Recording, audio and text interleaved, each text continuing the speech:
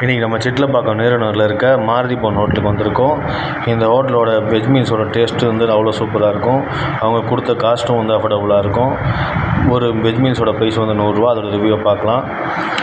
Medium குவான்டிட்டியில் rice கொடுத்துருந்தாங்க. First அவங்க கொடுத்த கேசரி ட்ரை பண்ணி பார்த்தோம். கேசரியோட டேஸ்ட் நல்லா இருந்துச்சு.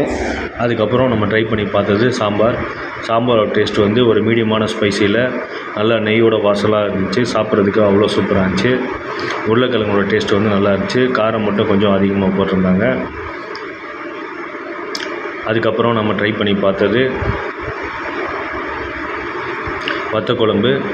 வத்த குழம்போட டேஸ்ட் வந்து அவ்வளோ சூப்பராக இருந்துச்சு.